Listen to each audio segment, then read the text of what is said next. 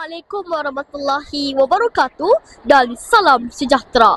Selamat datang ke sesi persekolahan 2026 di Sekolah Kebangsaan Sarjana Utama.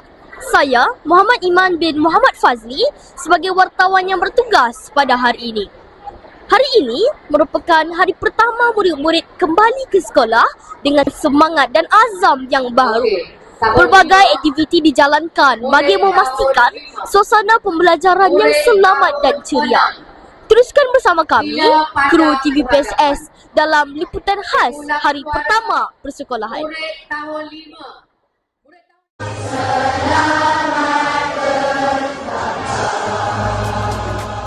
Dan apa yang tuan-tuan lihat sekarang ini, anak-anak SD Sarjana Utama pada sesi pagi adalah sebanyak 1,955 orang.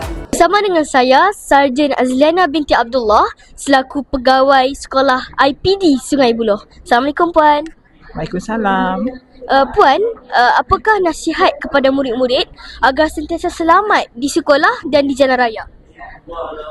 Boleh pegang Okay, Assalamualaikum warahmatullahi wabarakatuh. Terima kasih kepada kita punya MC yang sangat petah berbicara ni. Okey, nasihat aunty lah aunty kepada murid-murid semua aware dengan orang yang kita tak kenal. Lepas tu pilih persekitaran kawan-kawan yang elok untuk kita jadikan role model ataupun jangan berkawan dengan yang bukan-bukan lah Dan apabila kita berjalan, alert dengan kawan, jangan jalan berseorangan. Dan yang paling penting, elakkan budaya bully di sekolah. Bully tu pelbagai jenis tahu kan. Bully fizikal, kita ejek kawan pun tak boleh. Dan hadir ke sekolah dengan awal lah. So jaga diri baik-baik Okay. Terima kasih Puan. Bersama dengan saya, Datuk TS Mio Taufik bin Amiruddin selaku YDP PIBG SK Sarjana Utama. Assalamualaikum Tuan. Waalaikumsalam warahmatullahi. Apakah peranan PIBG dalam menyokong murid-murid dan pihak sekolah? Okey, Assalamualaikum warahmatullahi taala wabarakatuh. Tentunya PIBG sentiasa bersama dengan guru-guru dan pihak sekolah untuk membantu meningkatkan prestasi sekolah. Dalam makna kata, segala keperluan pihak sekolah untuk penambahbaikan dari segi keperluan, dari segi peralatan atau segala macam program, PIBG sentiasa di belakang sekolah untuk membantu dan juga untuk menjayakan segala aktiviti yang dirancangkan oleh pihak sekolah.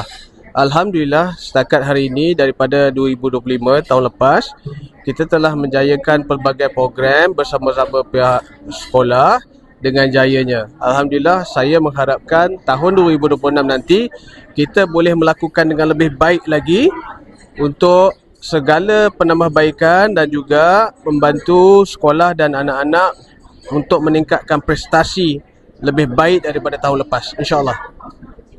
Okey, terima kasih Tuan.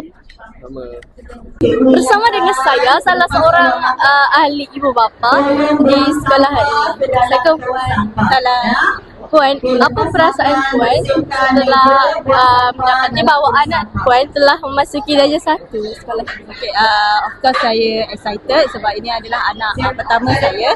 Jadi hari ini bila kita dapat masuk, lihat sendiri anak kita masuk sekolah, so saya dengan suami berasa sangat gembira kepada pihak sekolah. Terima kasih kerana bagi peluang untuk kami melihat anak kami di sekolah. Terima kasih. Okay, Assalamualaikum. So ni anak sulung kami tahun 1 kelas Al-Ghazali lah. So preparation sebelum ni memang dah train untuk tidur awal lah, sebab kita tak nak takut dia terkejut kan untuk dia bangun awal pagi. So basically persiapan macam biasa sebab sebelum ni prasekolah pun dekat sini. So harap dia senang lah nak adapt situasi untuk tahun 1 ni. Sekian daripada kami kru TVPSS dalam liputan khas pada hari ini. Terima kasih kerana menonton.